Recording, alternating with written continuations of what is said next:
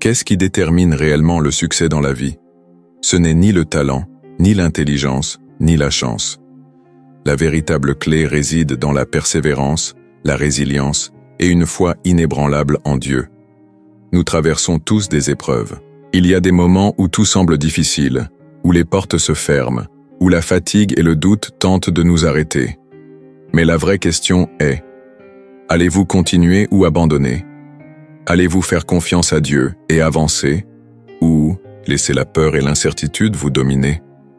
La Bible nous montre que les véritables vainqueurs ne sont pas les plus forts, ni les plus intelligents, mais ceux qui s'accrochent aux promesses de Dieu et refusent de renoncer. Car le chemin de la victoire ne repose pas uniquement sur le talent, mais sur la foi et la persévérance. Si vous voulez voir un changement dans votre vie, vous devez comprendre que Dieu ne travaille pas avec des raccourcis, mais avec des processus. Et ceux qui restent fermes, qui lui font confiance et qui avancent, sont ceux qui voient sa gloire se manifester. Alors, dites-moi, êtes-vous prêt à découvrir le secret de ceux qui triomphent par la foi? La vie n'a jamais été facile pour ceux qui ont choisi de marcher par la foi. Regardez autour de vous. Beaucoup commencent pleins d'enthousiasme, mais peu tiennent bon jusqu'à la fin. Qu'est-ce qui différencie ceux qui avancent de ceux qui abandonnent? Beaucoup prient pour un changement, mais lorsqu'ils font face à des épreuves, ils pensent que Dieu les a abandonnés. Ils veulent des victoires sans combat, une croissance sans défi. Mais la vérité, c'est que tout processus de Dieu implique de la résistance. Tout comme l'or doit passer par le feu pour être purifié, votre foi doit être éprouvée pour être fortifiée. Pensez à toutes les fois où vous avez essayé quelque chose, rencontré des obstacles et envisagé d'abandonner. Peut-être avez-vous entamé un nouveau projet, une nouvelle phase de votre vie, un rêve que Dieu a placé dans votre cœur, et aussitôt, des barrières, des critiques et des portes fermées sont apparues. Mais voici la question essentielle. Qui a dit que ce serait facile? Qui a dit que le chemin de la foi ne nécessiterait pas d'efforts et de persévérance? Jésus n'a jamais promis un parcours sans lutte. Au contraire, il a dit, « Dans le monde vous aurez des tribulations, mais prenez courage, j'ai vaincu le monde. » Jean 16, 33. Si même Jésus a dû affronter des épreuves, pourquoi en serait-il autrement pour vous? Alors réfléchissez. Êtes-vous prêt à affronter les défis de la vie avec foi et persévérance? Ou allez-vous laisser les difficultés vous arrêter? S'il y a bien une personne dans la Bible qui a compris la puissance de la persévérance, c'est Joseph d'Égypte. Dieu lui avait donné un rêve, une promesse qu'il deviendrait grand. Mais que s'est-il passé ensuite? Il a été trahi par ses propres frères, vendu comme esclave et jeté en prison pour un crime qu'il n'avait pas commis. Aux yeux des hommes, tout semblait aller de travers. Il aurait pu abandonner, se révolter, remettre en question Dieu et perdre espoir. Mais Joseph a choisi de rester ferme. Il savait que Dieu avait un plan et que rien ne pouvait contrecarrer ses desseins. Des années plus tard, celui qui avait été rejeté et humilié est devenu gouverneur d'Égypte, la deuxième plus grande autorité du pays.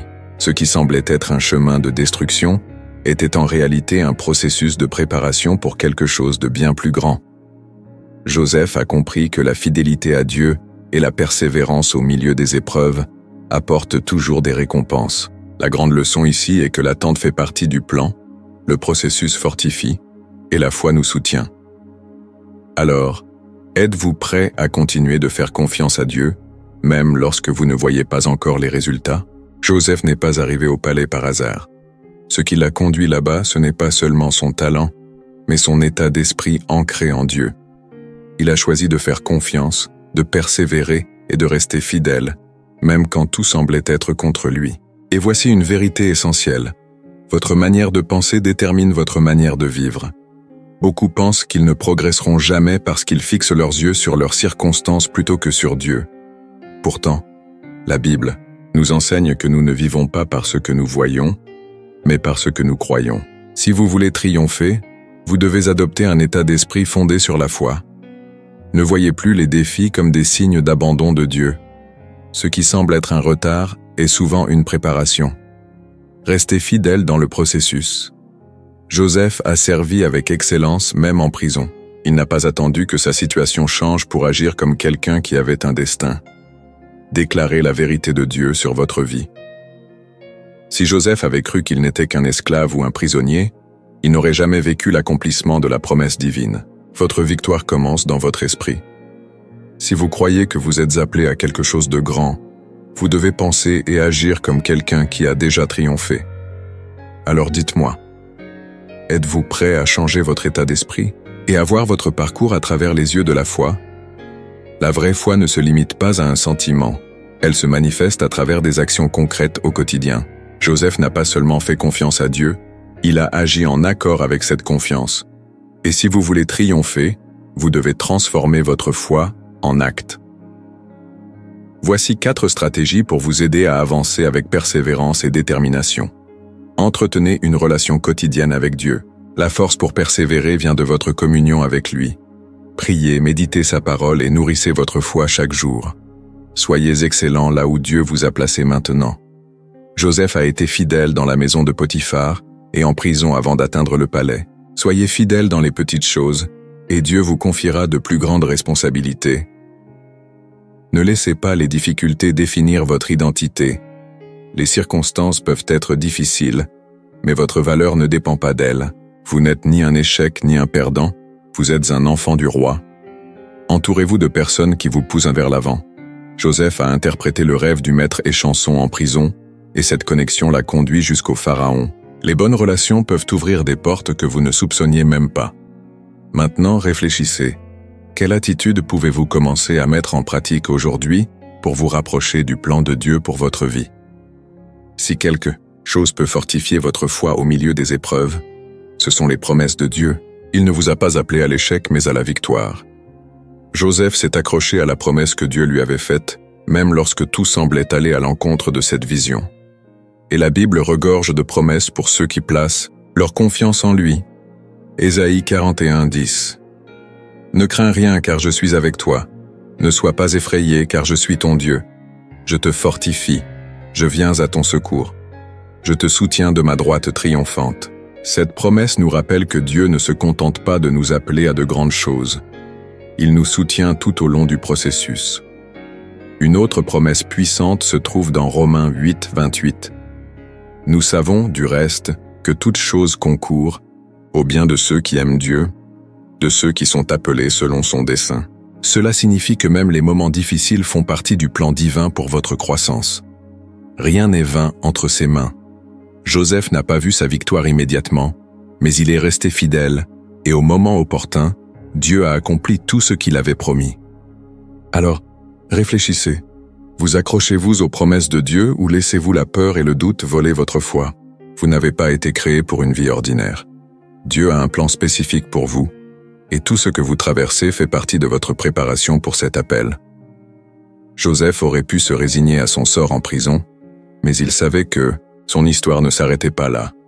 Il n'a pas laissé les circonstances limiter ce que Dieu avait prévu pour lui. Et vous? Vivez-vous comme quelqu'un qui a un dessein, ou laissez-vous les difficultés définir votre parcours? Dieu ne vous a pas appelé à simplement survivre, mais à impacter, à grandir et à accomplir un dessein éternel. Chaque épreuve que vous traversez est une opportunité de maturité, de renforcement de votre foi et de préparation à ce qu'il a en réserve pour vous. Votre appel ne se construira pas sur un chemin facile, mais ceux qui restent fidèles à travers le processus sont ceux qui expérimentent la gloire de Dieu à la fin. Alors dites-moi, êtes-vous prêt à faire confiance au processus et à embrasser le dessein que Dieu a pour votre vie? Vous comprenez maintenant que ce ne sont ni la force physique, ni le talent, ni la chance qui définissent votre avenir, mais bien votre foi et votre persévérance en Dieu. Joseph n'a pas abandonné après avoir été trahi. Il n'a pas abandonné dans l'esclavage. Il n'a pas abandonné en prison. Il est resté ferme et au moment opportun, Dieu l'a élevé. Et cette même promesse s'applique à vous. Si Dieu vous a appelé, il vous équipera. S'il a promis, il accomplira. Mais c'est à vous de décider. Allez-vous continuer ou abandonner en chemin? Quelle sera votre décision?